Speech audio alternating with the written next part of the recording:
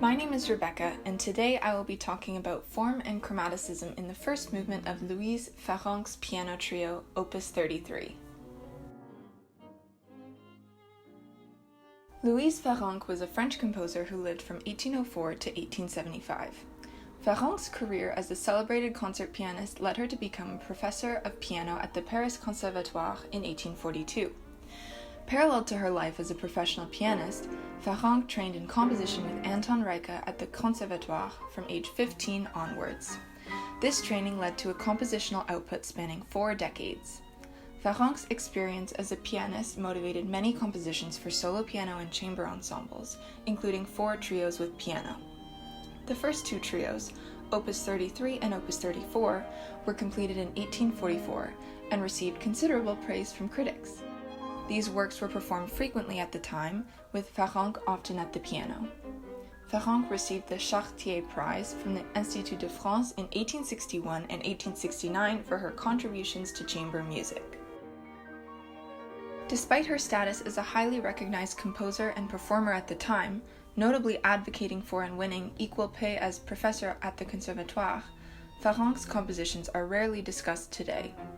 Farrenc's focus on instrumental music falls outside of today's narrative of French opera and vocal music from the mid-19th century, perhaps causing Farrenc's works to have been overlooked. I will discuss my analysis of Farrenc's use of sonata form and chromaticism in the first movement of her piano trio, Opus 33, using James Hepakoski and Warren Darcy's sonata theory. This movement is an excellent example of innovation while still adhering to the constraints of the classical sonata form. The purpose of this analysis is to increase interest in Farrenc's music, motivating further analytical work, and to introduce the composer to broader audiences and generations of musicians who may be interested in Farrenc's works. The first movement of Farrenc's piano trio, Opus 33, is in E-flat major. Performances tend to be approximately 8 to 9 minutes in length without the exposition repeat, and 12 minutes with the repeat. As shown here, the form closely adheres to Hepakoski and Darcy's Type 3 sonata, characteristic of solo and chamber works in the classical era. The subordinate key of B-flat major, the dominant, is in accordance with traditional sonata form techniques.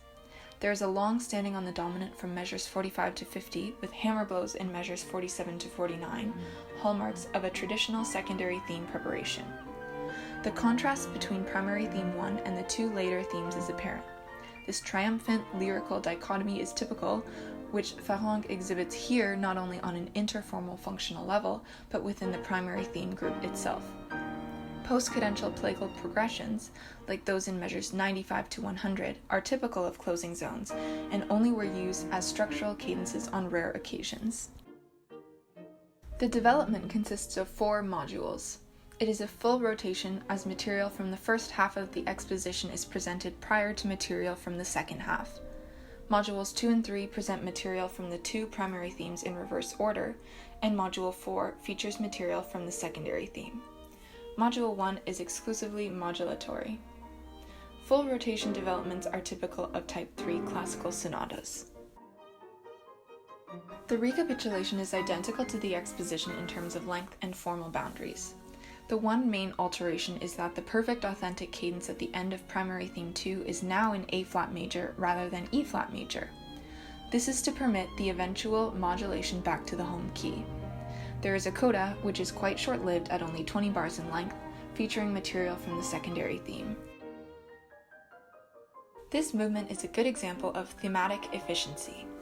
Farrenc uses the dotted 8th 16th note motive, which I will call X, throughout all themes to achieve both unity and differentiation. Every formal section includes the X motive in a clearly displayed manner, and this unity is strengthened since in both primary themes and in the secondary theme, the X motive is stepwise descending. Farrenc differentiates between the themes in the positioning and frequency of the X motive. The characters attributed to the contrasting themes by way of the X motive are distinctive of traditional approaches to sonata form. Pay attention to the use of the X motive in the following 2 musical examples. Here is primary theme 1.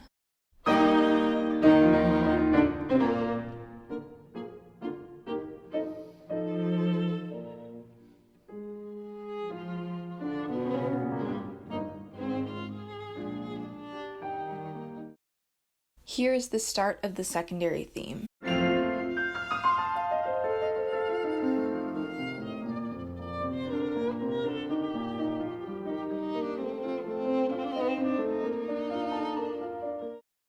While the form of this movement is textbook, apart from the recapitulations PAC and A-flat major, Farrenc's chromatic language sets this movement apart from stylistic norms. Her use of modulations, scale degree flat 6, and Plagal harmonies are especially innovative. Farrenc travels to many distant keys in a relatively short movement. The tonicization of G-flat major within 20 measures from the beginning establishes an expectation for the listener that the rest of the work will be similarly adventurous, an expectation that is eventually confirmed. The secondary theme briefly tonicizes D-flat major, and then the parallel minor of the subordinate key, B-flat minor, ultimately returning to the subordinate key of B-flat major. In the recapitulation, instead of flat 3, primary theme 2 modulates to flat 6.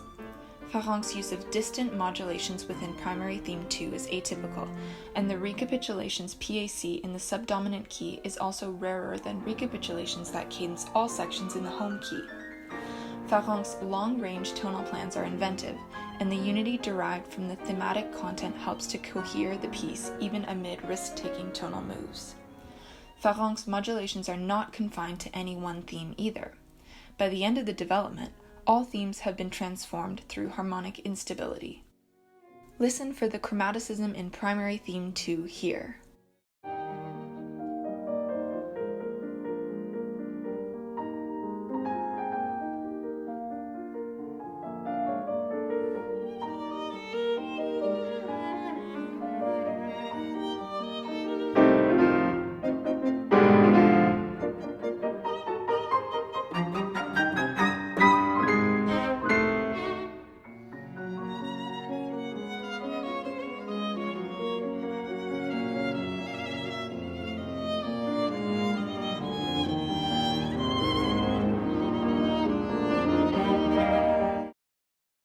In addition to Farrenc's choice of tonal centers, she creates harmonic interest by way of Plagal progressions and scale degree flat 6, the two often working hand in hand. In primary theme 1, the C-flat on the downbeat of measure 6 may hint at the eventual tonicization of G-flat major, of which C-flat is the subdominant. In the secondary theme, the scale degree flat 6 motivates modulation into the flatwise direction. Tonic subdominant tonic progressions abound in this movement. They are typically used as post-cadential tonic prolongations. Connecting to the use of lay can be interpreted as the third of the minor 4 chord. Farrenc liberally uses the 4 modal mixture chord in this movement, creating cohesion with prior motivic material that highlighted lay.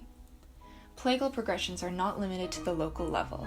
The entire movement exhibits large-scale plagal motion from PACs in E-flat major to A-flat major and then in E-flat major again. The multiple hierarchies of plagal progressions strengthen its function in the piece.